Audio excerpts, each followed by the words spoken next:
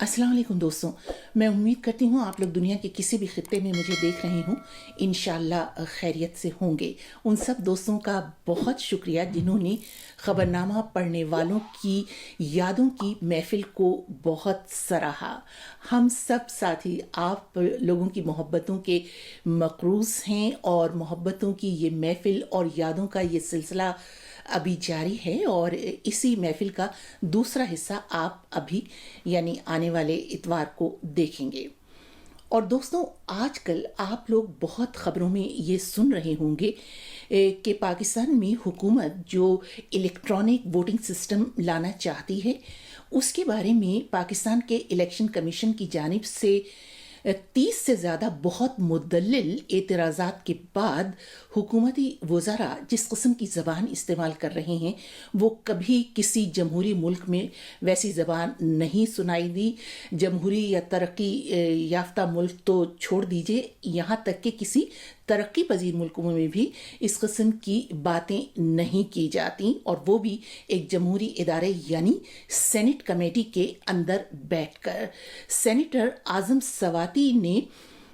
Election commission के बारे में इस तरह से और इस किस्म के अल्फाज में गुस्से का इजहार किया कि जो जिसके बारे में सोचा भी नहीं जा सकता। जैसे कि उन्होंने कहा कि इस इलेक्शन कमीशन को, इस इदारे को आग लगा दो, और ये इन लोगों ने किसी से पैसे पकड़ लिए हैं जो वो इस इलेक्ट्रॉनिक वोटिंग सिस्टम की मुखालिफत कर रहे हैं। और बजाय इसके कि वो बाद में अपने अल्फाज पर नादिम होते और अपनी निदामत का इजहार करते और अपने अल्फाज वापस लेते, वो और उनके साथ वज़ीर इत्तलात भी मिलकर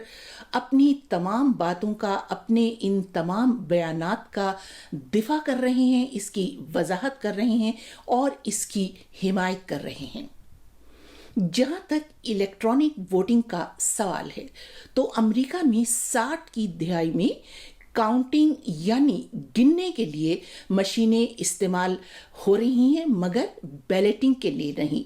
बैलेटिंग सिर्फ चंद एक छोटी रियासतों में होती है। आम तौर पर जहां ज़्यादा वोटर्स हैं, बड़ी रियासतों में इलेक्ट्रॉनिक वोटिंग मशीन्स इस्तेमाल नहीं होती। 2006 में नीदरलैंड ने इसका इस्तेमाल तर्क किया और फिर 2009 में आयरलैंड ने और उसके बाद इटली ने भी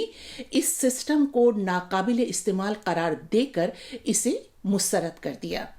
2009 में जर्मनी की अदालत उस्मा ने वोटिंग मशीन का इस्तेमाल गैर आईनी करार दिया और ये कहा कि शफाफियत तमाम वोटरों का एक आईनी हक है, जिसका वाज़ी मतलब ये है कि मशीनों के ज़रिए वोटरों की शफाफियत को मुतासिर किया जा सकता है। एक सर्वे के मुताबिक 31 मुल्कों ने EVM यानी इलेक्ट्रॉनिक वोटिंग सिस्टम का इस्तेमाल और इसका मुशाहिदा किया, लेकिन उनमें से सिर्फ 4 ने इसे कौमी इंतखाब के लिए इस्तेमाल किया, जबकि 11 मुल्कों ने मशीनें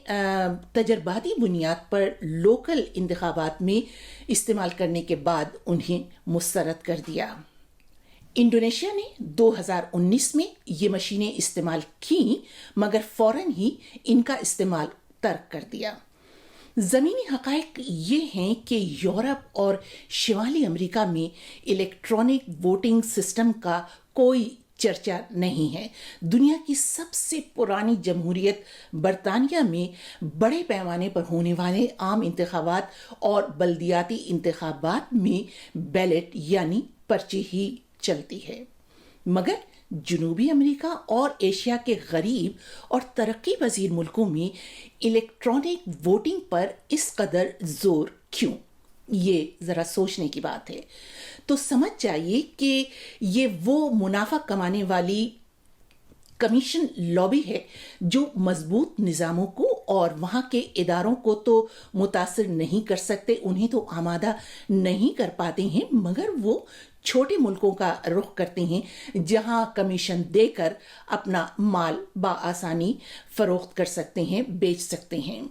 इलेक्शन कमीशन के माहिरीन ने तो इन वोटिंग मशीनों पर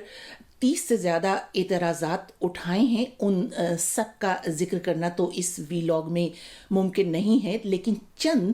یعنی 2-3 جو بہت بنیادی نکات ہیں ان کے بارے میں سن لیجئے کہ کیا صرف 2 برس میں یہ مشینیں تیار کرنے کے لیے ملک میں تکنیکی صلاحیتیں موجود ہیں؟ ان کی مینٹیننس یعنی نگہداشت کے لیے تکنیکی عملہ ملک کے اندر دستیاب ہے؟ اور الیکشن کمیشن نے ایک بہت بنیادی نقطہ یہ اٹھایا ہے کہ جب یہ مشینیں پولنگ بوتھس میں پہنچا دی جائیں گی، یعنی الیکشن والے دن یا ووٹنگ والے رائے شماری والے دن جب یہ مشینیں پولنگ بوتھس پر پہنچا دی جائیں گی تو آیا وہ مشینیں صحیح حالت میں آئی ہیں اور وہ بالکل درست طریقے سے کام کر رہی ہیں، وہ بالکل ٹھیک ہیں، ان میں اندرونی طور پر کوئی ٹیمپرنگ یعنی کوئی رد و بدل تو نہیں کیا گیا ہے؟ یہ تک چیک کرنے کے لیے اور جانچنے کے لیے ہر جگہ، ہر شہر میں یا دور دراز علاقوں میں عملہ، تکنیکی عملہ دستیاب نہیں ہو سکے گا۔ گویا ملک میں الیکٹرانک ووٹنگ نظام لانے سے پہلے بہت سے شعبوں میں استعداد کار اور صلاحیتیں بڑھانے کی ضرورت ہے، جن کے لیے کافی وقت اور وسائل درکار ہیں۔ سوال یہ پیدا ہوتا ہے کہ ایک ایسے ملک میں جس کی معیشت غیر ملکی قرضوں کے بغیر نہیں چل سکتی، کووڈ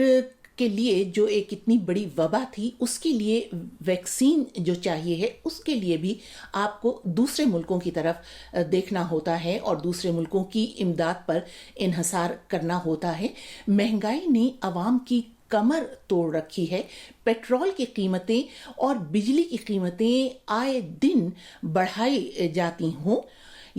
جاتی ہیں۔ الیکٹرانک ووٹنگ سسٹم پر اضافی اخراجات کرنا اور حکومت کا دھمکی آمیز رویہ اپنانا نہ صرف قابل افسوس بلکہ قابل مذمت ہے، جبکہ اس کے بغیر بھی انتخابات منصفانہ ہو سکتے ہیں۔ آپ بیلٹ پیپر یعنی پرچی کی جگہ بے شک مشینیں لے آئیے، لیکن سب کام کرنے والا ارد گرد کا عملہ اور ماحول تو وہی ہوگا، اسے تو مشینیں نہیں بدل سکیں گی۔ الیکشن کمیشن کا ایک اعتراض یہ بھی تھا کہ مشینیں انتخابات کے باہر کے عمل کو کنٹرول نہیں کر سکتی ہیں، تو اس بارے میں حکومت کو بھی بہت سنجیدگی سے سوچنے کی ضرورت ہے۔ بس آج کا کالم یہیں تک، آپ کی رائے کا انتظار رہے گا۔